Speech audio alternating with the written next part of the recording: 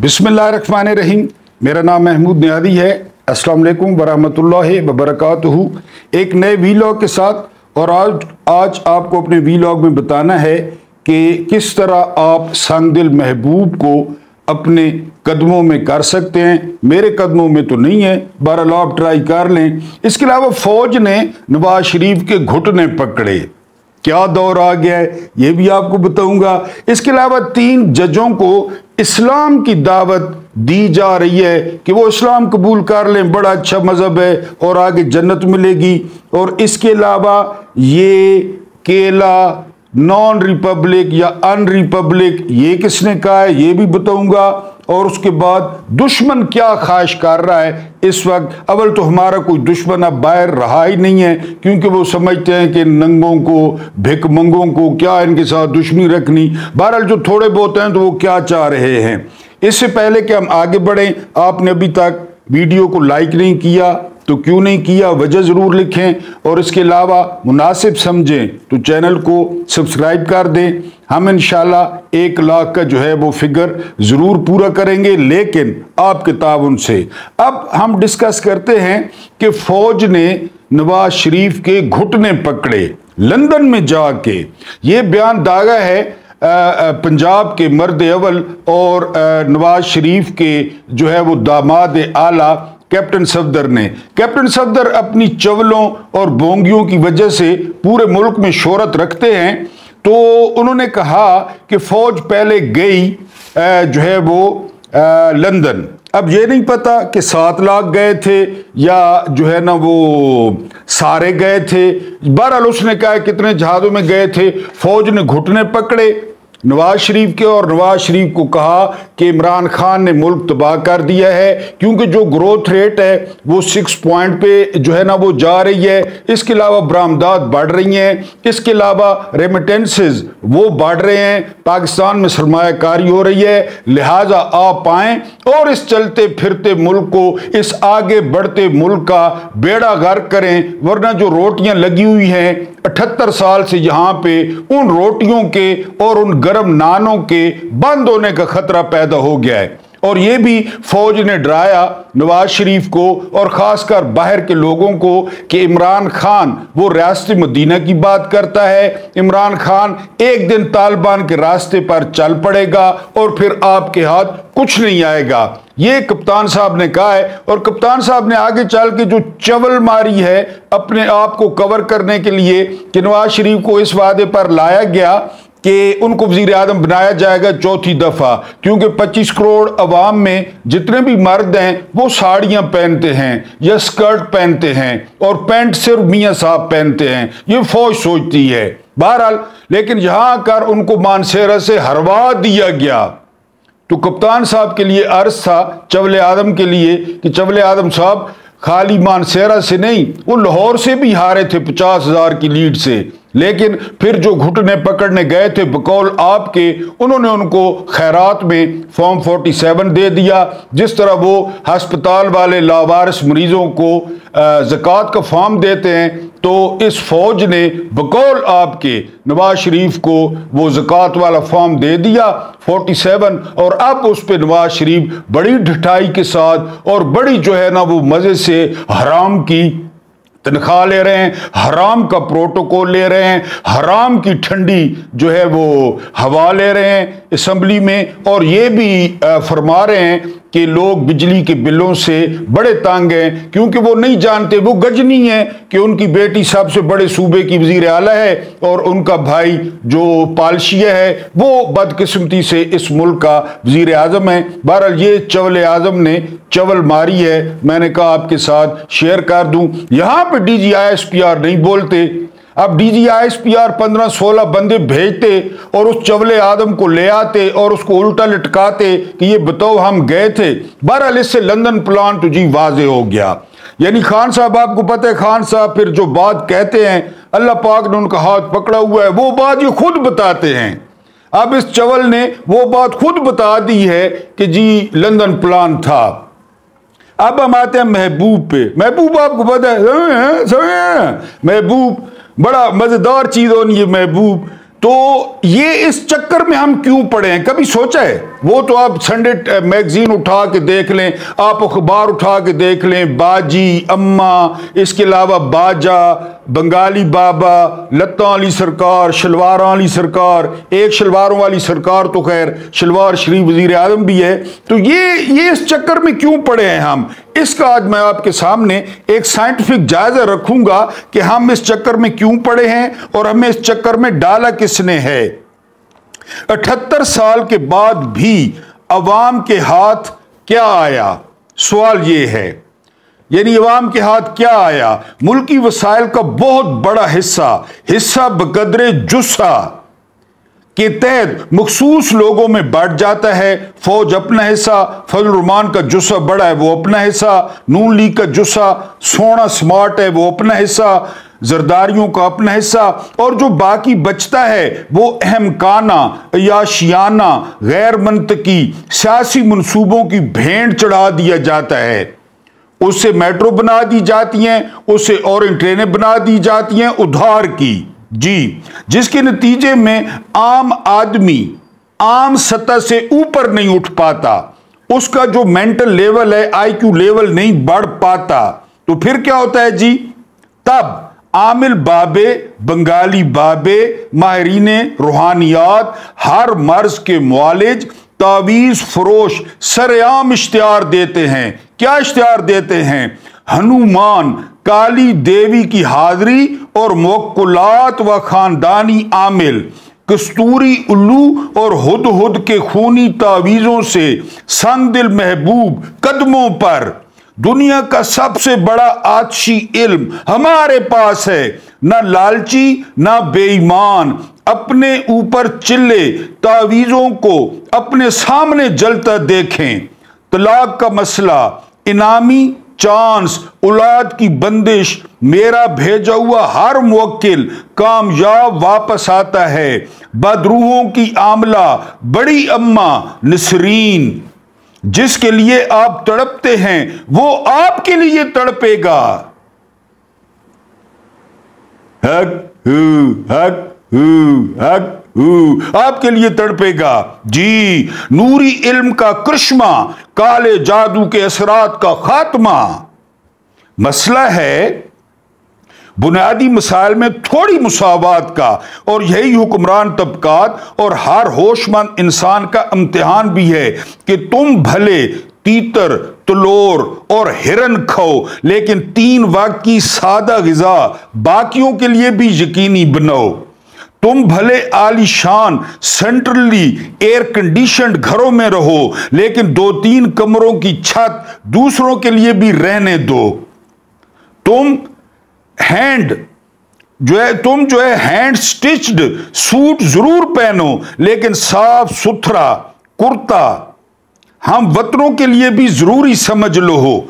तुम दुनिया के महंगे 3 अस्पतालों से इलाज कराओ, लेकिन 2-4 टीके, कैप्सूल, गोलियां इन इंसान नुमाओं के लिए भी रहने दो। तुम्हारे बच्चे ऑक्सफोर्ड, बर्कले जरूर जाएं, लेकिन औरों के लिए भी प्राइमरी, मिडिल, मैट्रिक और टेक्निकल ट्रेनिंग का सोचो, ताकि ये सब तुम्हारे जाहो जलाल का बेहतर ईंधन बन सकें। बनना तो हमने ईंधन है ना एंड पे, क्योंकि फौज जाएगी लंदन और पैरों पे पड़ेगी। इधर 25 करोड़ में नहीं, कोई नमाजी, कोई परहेजगार, कोई नेक, कोई दयानतदार, ना ना ना ना ना, उन्हीं के पास कि आओ और नए सिरे से शुरू करो जी।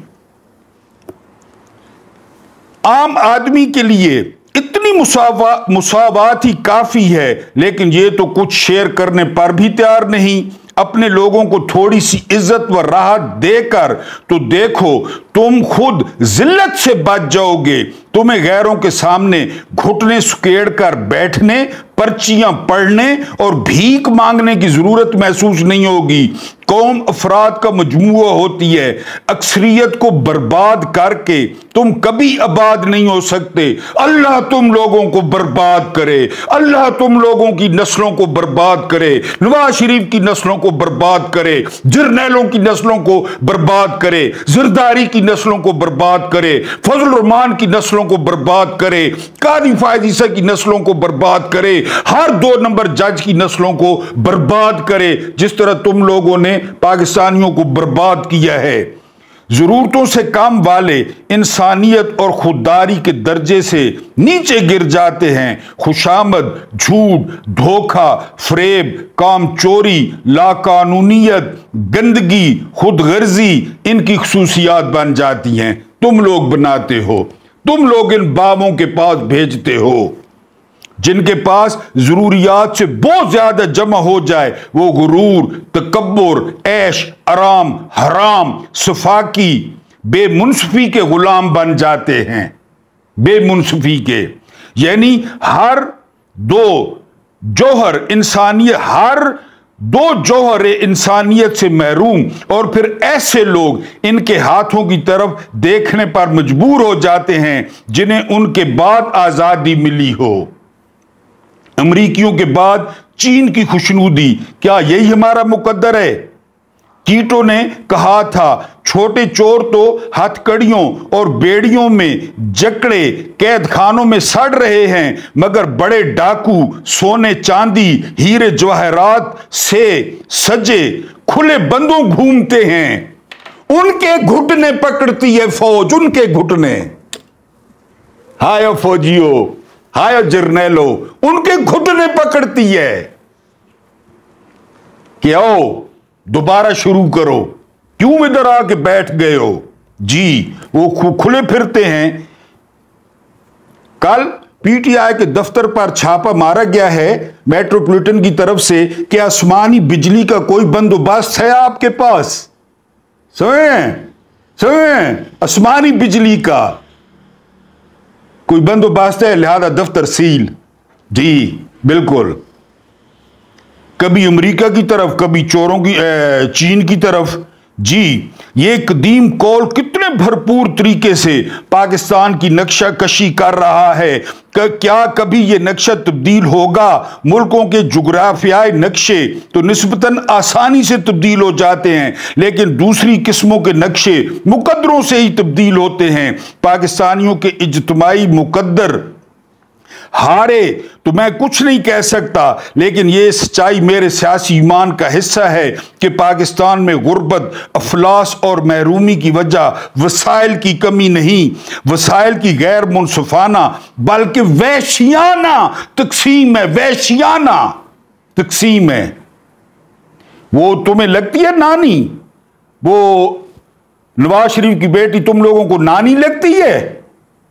जो देखता है उसका दिल फिसल जाता है। मैं तुम्हें नानियां दिखाता हूं, मैं तुम्हें 35 साल की लड़कियां दिखाता हूं जिनके सरों में चांदी है और जिनके चेहरे पर जो है ना झुर्रियों का दरिया सिंध है। मैं दिखाता हूं तुम्हें, लेकिन इनके नूर।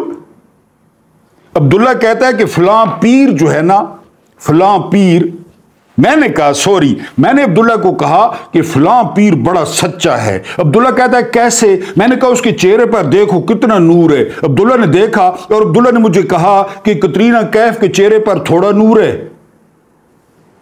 ऐश्वर्या राय के चेहरे पर थोड़ा नूर है, और कहता है आजकल कीर्ति सेनन के चेहरे पर थोड़ा नूर है, वो भी सच्ची पीर है। मैं चुप कर गया। अब्दुल्ला कलमंद आदमी है, इनके चेहरों पे नूर देखो, इनके चेहरों की लाली हमारा खून है, हमारा खून। ये ड्रिकोले हैं, खून पीने वाले, खून पी के जवान रहते हैं, और कौम का खून। ये फौजी घुटने पकड़ रहे हैं जाके, बड़े हम पे तो बड़े टेंशन टेंशन टेंशन, ये हम पे उनके घुटने पकड़ रहे हैं जी। ये कैप्टन सफदर ने कहा, चवल आजम ने, वसाइल की गैर मुनसफाना बल्कि वहशियाना तकसीम है। कोई भी मुआशरा ऐसे हालात में कब तक जिंदा रह सकता है, लेकिन ये जिंदा रहेगा क्योंकि अपना अपना तारा मसीह, अपना अपना तारा मसीह, कभी तो तारा मसीह के हाथ चढ़ेंगे। मेरी कुर्सी बहुत मजबूत है, भुट्टो ने कहा था। फिर तारा मसीह ने कुर्सी निकाल दी। एक छोटी सी खबर है और वो ये है कि आज के दिन जी इसमें अफगानिस्तान में डॉलर 72 रुपए का है। वैशी, बुनियाद परस्त, जंगली लोग कहते हैं, मैं नहीं कह रहा। डॉलर 72 रुपए का, पाकिस्तान में 278 रुपए का। जिधर फौज और रियाल वहां 1900 रुपए का है, यहां पे 76.5 रुपए का है। हम तरक्की कर गए, तरक गए हैं। अच्छा, उसके बाद जो रिव्यू दायर हुआ है ना जी, वो रिव्यू दायर हुआ है कि 3 जजों को इस्लाम की दावत दी जाए। ये हैं जी इरफान सादत, और इसके बाद जो है ना रिजवी साहब हैं, और इसके बाद तीसरे जज जो है ना वो कह रहे हैं कि मियां खैल साहब हैं। बहरहाल मुझे कंफर्म नहीं है कि इनको दावत दी जाएगी इस्लाम की कि कलमा पढ़ लो, हक हू हक हू हक हू। ये मेरे वाला जो महमूद नियादी करता है वो करो, दबा करो। पीटीआई को नशिस्तें देने, माल पकड़ो, और हमने माल कौन सा जेब में से देना है, जो खजाने में बचा पड़ा है वही देंगे, वही देंगे। वो साजिद नाम एक बंदा है जिसने इमरान खान पे इद्दत वाला केस किया। वो साजिद 15,000 किराए पर रहता है। असद तूर ने उसका घर दिखाया है, ठीक है जी, और उसने करोड़ों रुपए के वकील किए हैं इमरान के खिलाफ। दसो, करोड़ों रुपए के, खुद 15,000 किराए पे रहना है। बच्चों की निकरे हैं, कमीदे नहीं है, कमीदे हैं, निकरे नहीं है इमरान के खिलाफ। दसो कौन देना पाया करोड़ों रुपये।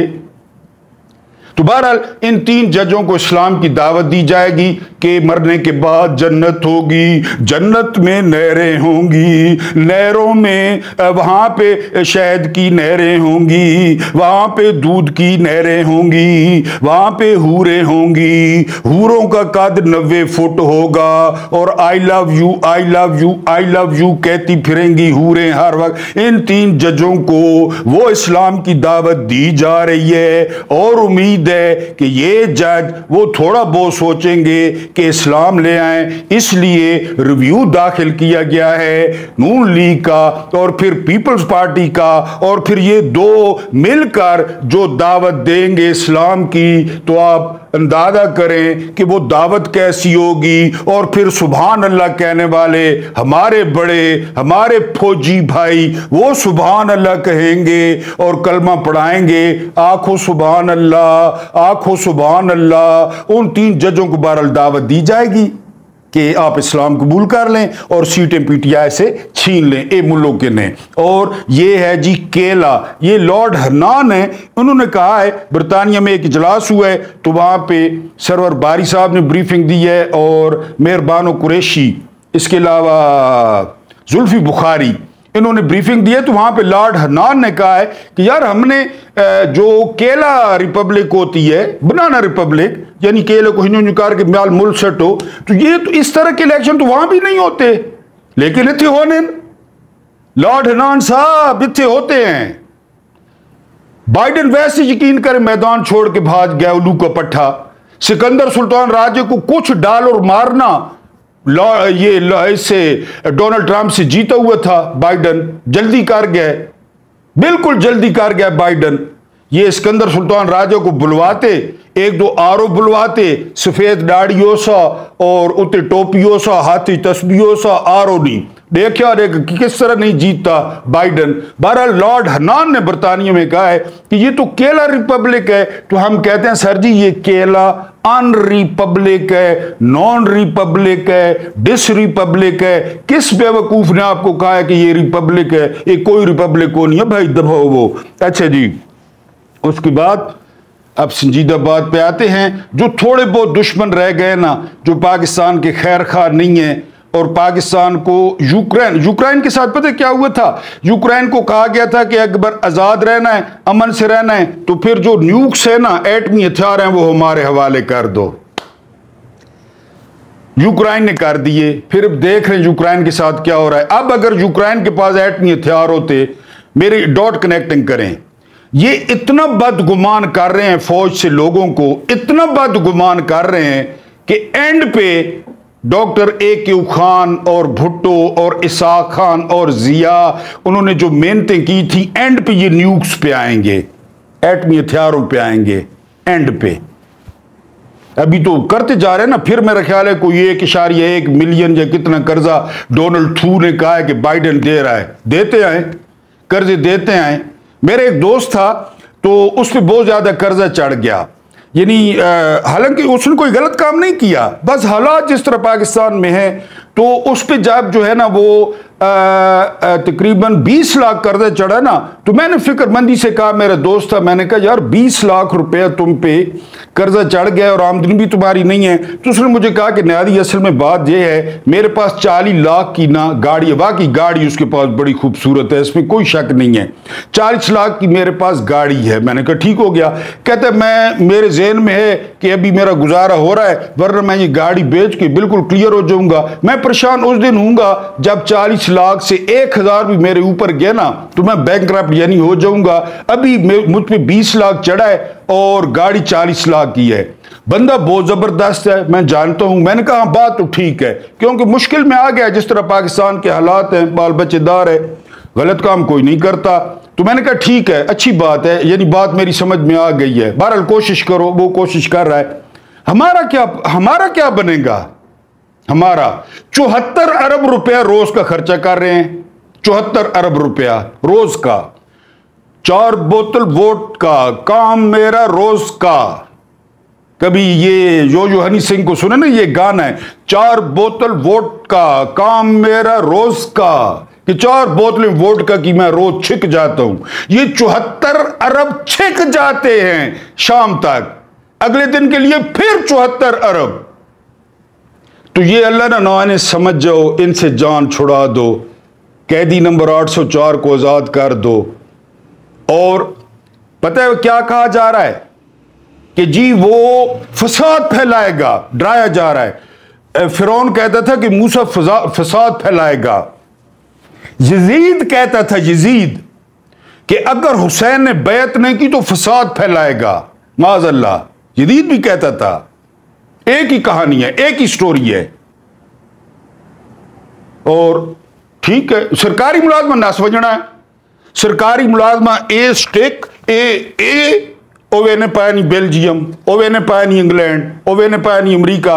जहांगीर करामत यहाँ का चीफ ऑफ आर्मी स्टाफ था, जिस दिन रिटायर हुआ उस दिन अमेरिका गया, आज तक वाल के ही नहीं आया। ईद बकरीद शबरात कोई कुंडे भाई चलो उथे वान के माँ प्यो नहीं कब्र तो फैते ही पाड़ा वहां, वो कौन नहीं आया वाल के, इन्हें तो चला जाना है। बिल्कुल मुल्क हवाले करके लोग किन अल्फाज में याद रखेंगे, या पे किताबें भरी हुई हैं। अल्लाह पाक आप लोगों को आसानियां अता फरमाए, आसानियां बांटने की तौफीक अता फरमाए। अल्लाह पाक आप लोगों के और मेरे मरहूमीन की मगफरत फरमाए। हक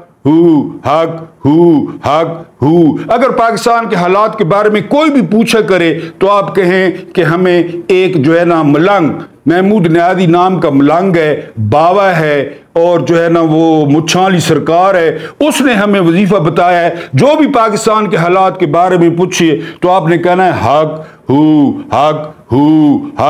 हू। और मुझे बर्दाश्त करने का बहुत बहुत शुक्रिया।